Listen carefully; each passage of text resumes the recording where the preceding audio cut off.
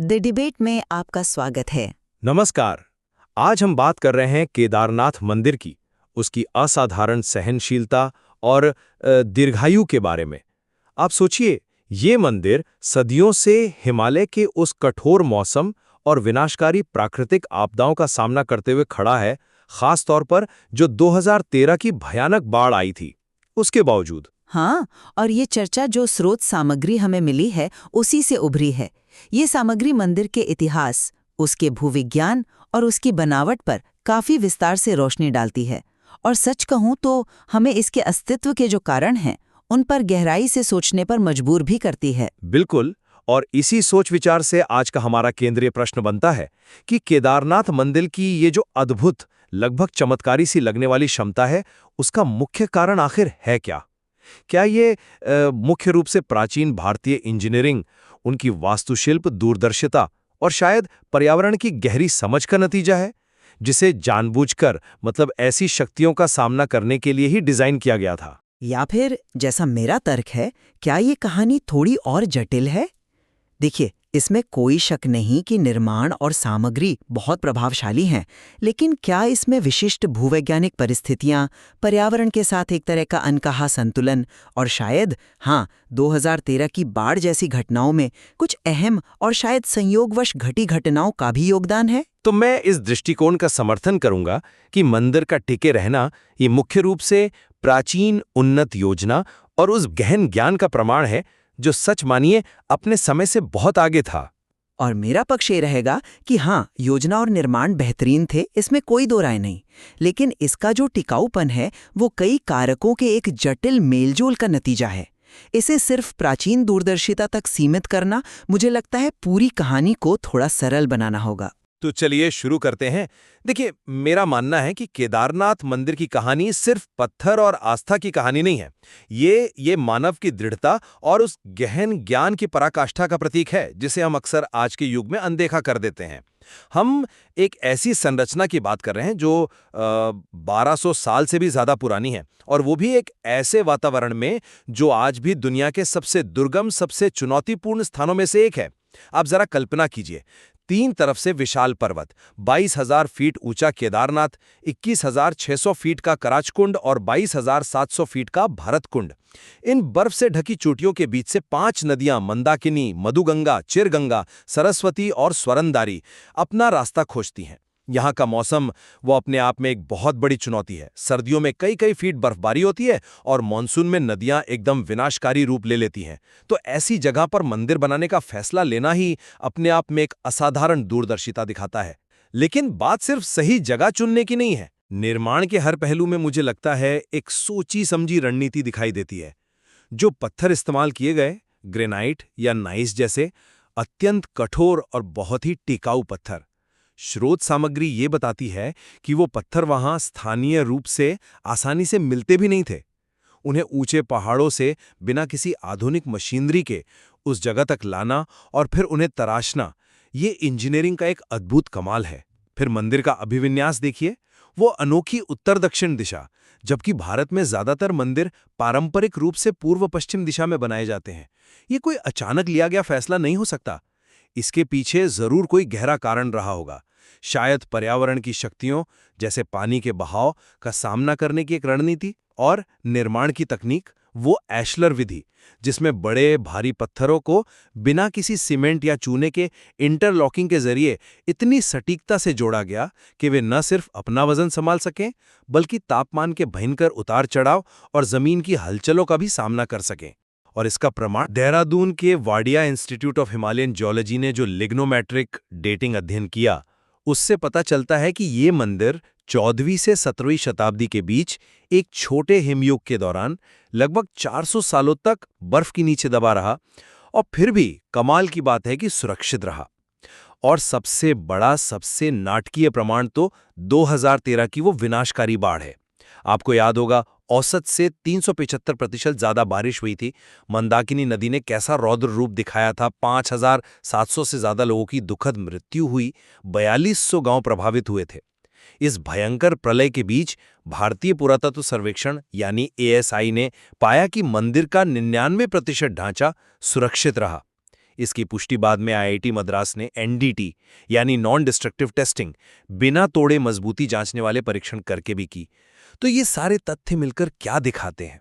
ये वास्तुकला, पदार्थ विज्ञान, भूविज्ञान और शायद मौसम विज्ञान की एक ऐसी परिष्कृत और एकीकृत समझ की तरफ इशारा करते हैं जो अपने समय से सदियों आगे थी। ये साफ तौर पर दिखाता है कि इसे लंबे समय तक टिके रहने और सहनशीलता के लिए ही डिजाइन किया गया था। मैं आपके द्वारा रखे गए तथ्यों और मंदिर के प्रभावशाली निर्माण और हाँ, उसके लचीलेपन को भी पूरी तरह से स्वीकार करती हूँ। ये वाकई भारतीय इंजीनियरिंग और कारीगरी का एक असाधारण नमूना है, जिसकी प्रशंसा होनी ही चाहिए, इसमें कोई शक नहीं। लेकिन यहीं पर मुझे लगता है हमें थोड़ा और बारीकी से और गहराई से विश्लेषण करने की ज़रूरत है। हर पहलू को, हर नतीजे को सिर्फ और सिर्फ अद्वितीय, प्राचीन, दूरदर्शिता या भविष्य बताने वाले ज्ञान का प्रमाण मान लेना शायद वैज्ञानिक नज़रिए से थोड़ी जल्दबाजी होगी। और ये भी हो सकता है कि हम दूसरे ज़रूरी कारकों को नज़रअंदाज कर दें। आपने उत्तर दक्षिण अभिविन्यास की बात की। हाँ, ये असामान्य है और मंदिर बचा रहा, ये भी सच है। लेकिन क्या हम पूरी निश्चितता के साथ ये निष्कर्ष निकाल सकते हैं कि सिर्फ यही अभिविन्यास उसके बचने का मुख्य कारण था, खासकर 2013 की बाढ़ जैसी एक विशिष्ट घटना में? क्या उस समय नींव की जो असाधारण मजबूती थी, या वो जो एक बहुत बड़ी चट्टान, एक शिला, बाढ़ के दौरान मंदिर के ठीक पीछे आकर अटक गई थी और जिसने पानी के विनाशकारी बहाव को 2 हिस्सों में बांट दिया, क्या उनकी भूमिका कम महत्वपूर्ण थी?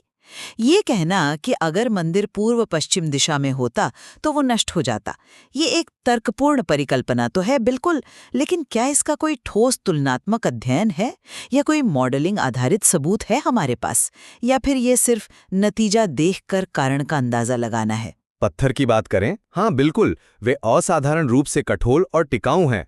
उन्हें चुनना और उस मुश्किल जगह तक पहुंचाना, ये इंजीनियरिंग का अद्भुत कौशल दिखाता है। लेकिन ये भी उतना ही सच है कि उन पत्थरों में स्वाभाविक रूप से टिकाऊपन और मौसम को झेलने का गुण था।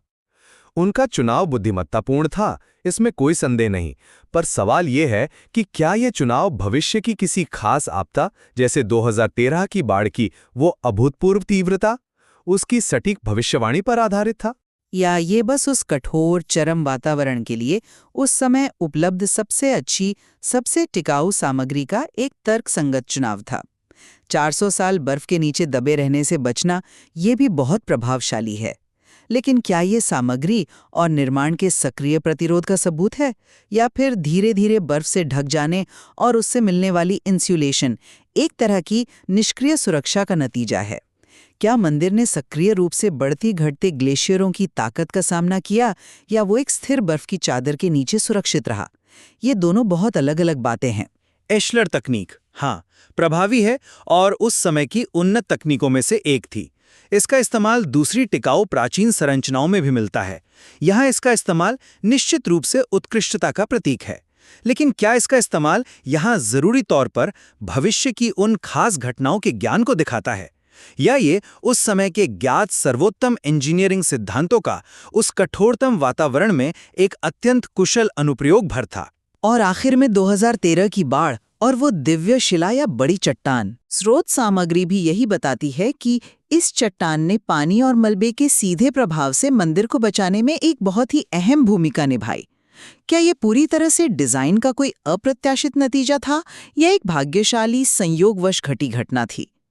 मेरा तर्क ये है कि मंदिर की असाधारण दृढ़ता में उसके उत्कृष्ट निर्माण, बेहतर सामग्री, उसकी खास भूवैज्ञानिक स्थिति, हो सकता है वो जगह घाटी के दूसरे हिस्सों की तुलना में थोड़ी ज्यादा स्थिर या ऊंची रही हो, और 2013 में उस चट्टान जैसी अहम, शायद संयोगवश घटी घटनाओं का एक जटिल मिश्रण शामिल है। इसे सिर्फ प्राचीन भविष्य बताने वाली प्रतिभा या अद्वितीय ज्ञान कहना, मुझे लगता है, शायद पूरी कहानी को थोड़ा सरल बना देता है और दूसरे जरूरी कारकों के योगदान को कम कर देता है। मैं आपकी बातों में सावधानी की जरूरत को समझता हूँ, बिल्कुल। लेकिन मुझे लगता है कि कुछ चीजों को सिर्फ संयोग या सामान्य अच्छी इंजीनियरिंग कहकर हम शायद उनकी विशिष्टता को कम आंक रहे हैं। चलिए अभिविन्यास पर ही लौटते हैं। जब हम देखते हैं कि एक पूरी सभ्यता की मंदिर बनाने की परंपरा मुख्य रूप से पूर्व पश्चिम अक्ष पर केंद्रित है, और फिर ये इतना महत्वपूर्ण मंदिर जानबूझकर उत्तर दक्षिण दिशा में बनाया जाता है, वो भी उस वातावरण में जहां मुख्य खतरा उत्तर से यानी पहाड़ों से आने वाले पानी और बर्फ का है।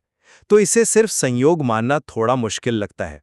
यह तर्क देना कि यह अभिविन्यास पानी और मलबे के बहाव के समानांतर होने के कारण संरचना पर सीधे पड़ने वाले दबाव को कम करता है, जबकि पूर्व पश्चिम अभिविन्यास बहाव के लंबवत होता और ज्यादा प्रतिरोध झेलता, यह एक बिल्कुल युक्तियुक्त इंजीनियरिंग व्याख्या है।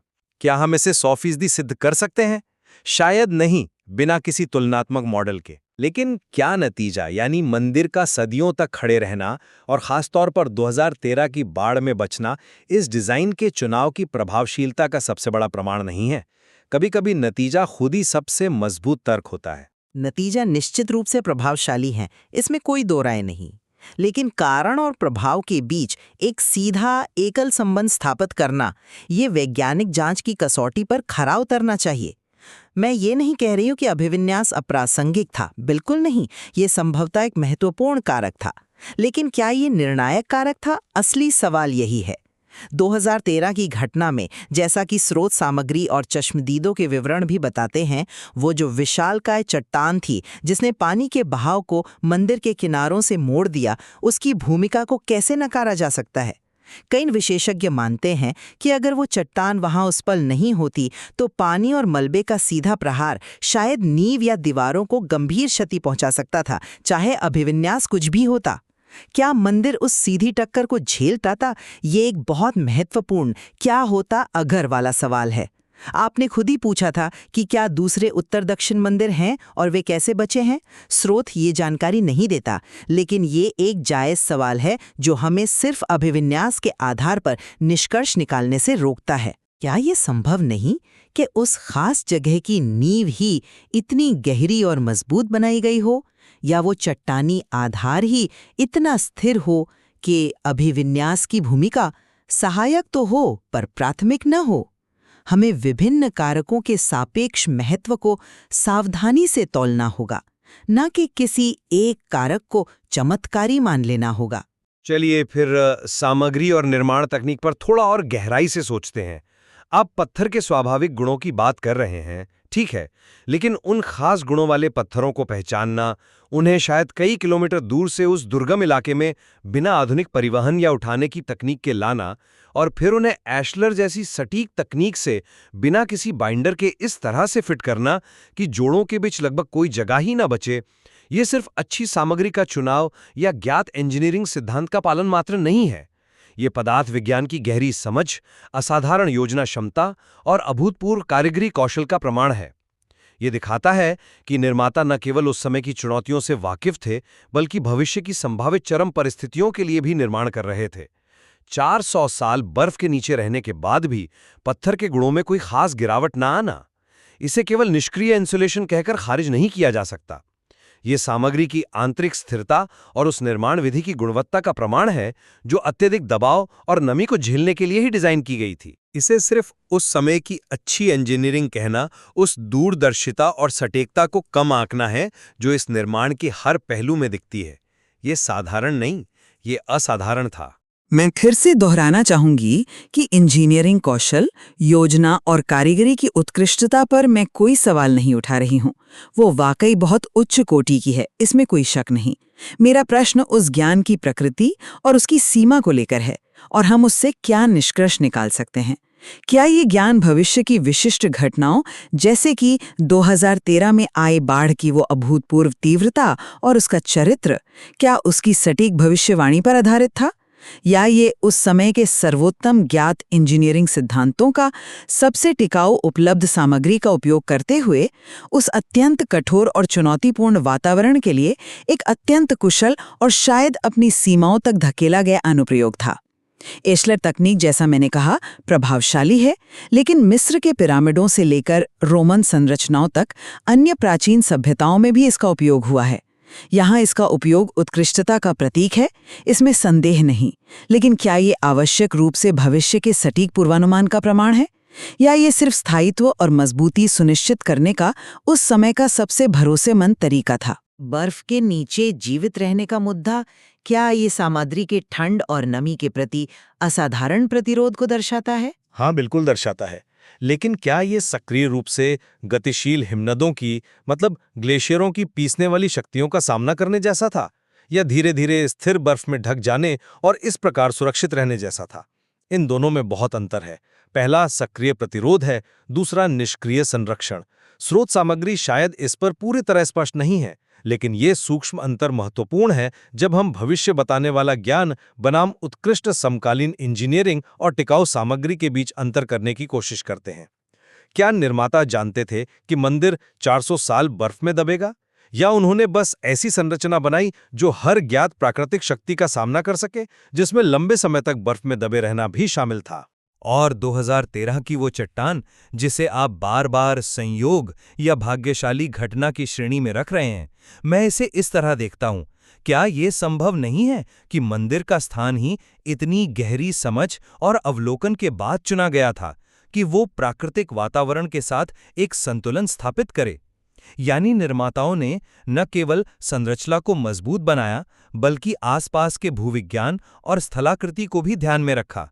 शायद वो ये समझते थे कि कुछ प्राकृतिक तत्व जैसे बड़ी चट्टानें या खास तरह की ढलान भविष्य में सुरक्षात्मक भूमिका निभा सकती हैं। इसे दैवीय हस्तक्षेप मानने की बजाय क्या हम इसे प्रकृति के तत्वों को ही डिजाइन की रणनीति में शामिल करने का एक उदाहरण मान सकते हैं? एएसआई और आईआईटी मद्रास की रिपोर्टें, जिन्होंने एनडीटी जैसे परीक्षण किए, वे बाढ़ की भयावहता के बावजूद मंदिर की समग्र संरचनात्मक अखंडता की पुष्टि करती हैं। हाँ, चट्टान ने निश्चित रूप से पानी के सीधे प्रहार को कम किया होगा, लेकिन ये भी तो सच है कि मंदिर का मूल ढांचा स्वयं इतना मजबूत और स्थिर था कि वो उस प्रलयकारी जल प्रवाह और कंपन का सामना कर सका, जबकि आसपास की कई आधुनिक संरचनाएं ताश के पत्तों की तरह ढह गई। चट्टान एक सहायक कारक हो सकती है, लेकिन शायद निर्णायक नहीं। बहुत जटिल होती हैं और अक्सर अप्रत्याशित भी। ये मानना कि 1200 साल पहले के निर्माता ये अनुमान लगा सकते थे कि भविष्य में किसी अज्ञात समय पर आने वाली एक अभूतपूर्व बाढ़ के दौरान एक खास आकार और वजन की चट्टान पहाड़ से खिसककर ठीक मंदिर के पीछे एक खास कोण पर आके अटकेगी और पानी के प्रवाह को इस तरह से विभाजित करेगी कि मंदिर बच जाए, ये तर्क मुझे थोड़ा खिंचा हुआ और विश्वास से परे लगता है। इसे संयोग कहना शायद इसके महत्व को कम आंकना है, हाँ, लेकिन इसे पूर्व नियोजित मानना उससे भी बड़ी छलांग है। तथ्य ये है, जैसा कि कई रिपोर्टों और विशेषज्ञों ने माना है, कि उस चट्टान ने 2013 में पानी और भारी मलबे की पूरी ताकत को मंदिर की पिछली दीवार से सीधे टकराने से रोका। ये एक अत्यंत महत्वपूर्ण, शायद निर्णायक हस्तक्षेप था, चाहे वो भाग्यशाली संयोग हो या स्थान की कोई अज्ञात भूवैज्ञानिक विशेषता हो या कुछ और। इसने निश्चित रूप से उस खास घटना में मंदिर के बचने की कहानी में एक बहुत बड़ी भूमिका निभाई, और ये भूमिका शायद सदियों पहले की योजना से पूरी तरह अनुमानित नहीं की जा सकती थी। ये तत्व कहानी में अनिश्चितता और शायद भाग्य का एक तत्व जोड़ता है। देखिए, जब हम वाडिया इंस्टीट्यूट और आईआईटी मद्रास जैसी प्रतिष्ठित वैज्ञानिक संस्थाओं की रिपोर्टों को देखते हैं, जो आधुनिक वैज्ञानिक तरीकों का इस्तेमाल करके मंदिर के असाधारण लचीलेपन, इसकी सामग्री की गुणवत्ता और इसकी संरचनात्मक अखंडता की पुष्टि करती हैं, तो ये मेरे दृष्टिकोण को और पुष्ट करता है। ये आधुनिक विज्ञान है जो प्राचीन ज्ञान, कौशल और दूरदर्शिता को मान्य कर रहा है। ये केवल ये नहीं दिखाता कि मंदिर मजबूत है, बल्कि ये इस संभावना को बल देता है कि इसे बनाने वालों के पास वास्तुकला, पदार्थ विज्ञान, भूविज्ञान और शायद मौसम विज्ञान की एक ऐसी एकीकृत और गहरी समझ थी जिसे हम आज वैदिक विज्ञान या परंपरागत ज्ञान प्रणाली कह सकते हैं, और वो अत्यंत उन्नत थी। ये सिर्फ अच्छी समकालीन इंजीनियरिंग नहीं थी, ये उससे कहीं ज्यादा थी। ये गहरी अंतर्दृष्टि, प्रकृति के साथ तालमेल और भविष्य की पीढ़ियों के लिए निर्माण करने की इच्छा का प्रमाण था।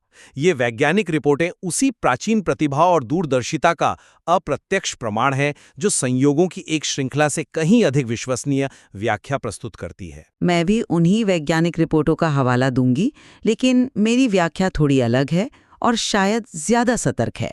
हाँ, विज्ञान ने मंदिर के भौतिक गुणों, पत्थर की कठोरता, एशलर तकनीक की मजबूती, नींव की स्थिरता जितनी जांची जा सकी और समग्र संरचनात्मक अखंडता की पुष्टि की है। ये अकाट्य रूप से साबित करता है कि निर्माण उत्कृष्ट था और सामग्री असाधारण रूप से उच्च कोटि की थी। लेकिन इन रिपोर्टों से ये निष्कर्ष निकालना कि निर्माताओं के पास भविष्य कहने वाला ज्ञान था या वे 1200 साल बाद आने वाली खास आपदाओं का सटीक अनुमान लगा सकते थे, ये उन रिपोर्टों के दायरे से बाहर की बात है। वे रिपोर्टें ये नहीं बताती कि क्या निर्माताओं ने 2013 जैसी बाढ़ का अनुमान लगाया था। वे ये बताती हैं कि जो बनाया गया था वो अत्यंत मजबूत था, टिकाऊ सामग्री से बना था और संभवतः उस स्थान की भूवैज्ञानिक स्थिरता ने भी इसमें योगदान दिया। ये उत्कृष्ट इंजीनियरिंग का प्रमाण है, निश्चित रूप से, शायद उस समय के ज्ञात सिद्धांतों का शिखर। लेकिन इसे सीधे तौर पर भविष्य के विशेष ज्ञान या किसी वैदिक विज्ञान की तकनीकी श्रेष्ठता का प्रमाण मानना, जबकि अन्य महत्वपूर्ण कारक जैसे विशिष्ट भूवैज्ञानिक संदर्भ और 2013 की चट्टान जैसी अप्रत्याशित लेकिन महत्वपूर्ण घटनाएं भी भूमिका निभा सकती हैं, ये साक्ष्य से आगे बढ़कर निष्कर्ष पर पहुंचना है। विज्ञान हमें बताता है कि मंदिर क्यों बचा रहा, मजबूत निर्माण, टिकाऊ पत्थर, शायद स्थिर आधार। लेकिन ये जरूरी नहीं कि ये बताए कि क्या निर्माता जानते थे कि ये किन विशिष्ट भविष्य की घटनाओं से और कैसे बचेगा। यहाँ ज्ञान और अनुमान के बीच एक बहुत महीन रेखा है। अंत में मेरा मानना यही है कि साक्ष्यों का समग्र अवलोकन, वो अनोखा और रणनीतिक उत्तर दक्षिण अभिविन्यास, बेहतर गैर स्थानीय और अत्यंत टिकाऊ सामग्री का चयन और परिवहन, एशलर जैसी उन्नत और सटीक निर्माण तकनीक का उपयोग, छोटे हिमयुग के दौरान सैकड़ों वर्षों तक बर्फ में दबे रहने के बावजूद सुरक्षित रहना और 2013 की प्रलयंकारी बाढ़ जैसी आधुनिक समय की सबसे भीषण आपदाओं में से एक का लगभग अक्षत मतलब बिना ज्यादा नुकसान के सामना करना, ये सब मिलकर केदारनाथ के निर्माण में निहित प्राचीन भारतीय वैज्ञानिक और इंजीनियरिंग दूरदर्शिता के एक अद्वितीय और असाधारण स्तर का दृढ़ता से सुझाव देता है। ये केवल संयोगों, भाग्य या सामान्य अच्छे निर्माण प्रथाओं की एक श्रृंखला नहीं हो सकती। ये एक सचेत, गहन ज्ञान आधारित और भविष्य को ध्यान में रखकर किए गए डिजाइन का परिणाम प्रतीत होता है। और मेरा निष्कर्ष ये है कि केदारनाथ मंदिर निस्संदेह उत्कृष्ट, टिकाऊ सामग्री का उपयोग करते हुए इंजीनियरिंग और कारीगरी का एक असाधारण और विस्मयकारी करतब है। इसने इसकी अविश्वसनीय दीर्घायु में निश्चित रूप से महत्वपूर्ण योगदान दिया, इसमें कोई शक नहीं। हालांकि एक ज्यादा पूरी और संतुलित तस्वीर में हमें सामग्री के स्वाभाविक भौतिक गुणों, निर्माण की गुणवत्ता के साथ साथ उस विशिष्ट और शायद ज्यादा स्थिर भूवैज्ञानिक संदर्भ को जिसमें मंदिर स्थित है, और हाँ, 2013 की चट्टान जैसी संभावित महत्वपूर्ण, शायद अप्रत्याशित और संयोगवश घटी घटनाओं की निर्णायक भूमिका को भी स्वीकार करना चाहिए। ये कहानी प्रभावशाली और कुशल निर्माण की है, जो कठोर लेकिन शायद कुछ अनुकूल परिस्थितियों और कुछ भाग्यशाली घटनाओं के संगम से मिलती है, न कि केवल भविष्य बताने वाले ज्ञान की। निश्चित रूप से केदारनाथ स्थल की शक्ति, इसका इतिहास और इससे जुड़े सवाल ये स्थायी हैं और हमें लगातार सोचने पर मजबूर करते रहेंगे। बिल्कुल। और ये चर्चा इस बात पर भी रोशनी डालती है कि जो सबूत हमारे पास उपलब्ध हैं, उनके आधार पर हम अतीत की अद्भुत उपलब्धियों और ऐतिहासिक चमत्कारों की व्याख्या कितने अलग अलग नजरियों से कर सकते हैं। केदारनाथ की कहानी में मानव की सरलता, अटूट आस्था, प्रकृति की विनाशकारी और सुरक्षात्मक शक्तियां और शायद भाग्य या संयोग की भूमिका का जो जटिल मेलजोल है, उस पर विचार करने के लिए बहुत कुछ है, जैसा कि स्रोत सामग्री स्वयं दर्शाती है। अंतिम निर्णय जाहिर है श्रोताओं के विवेक पर निर्भर करता है।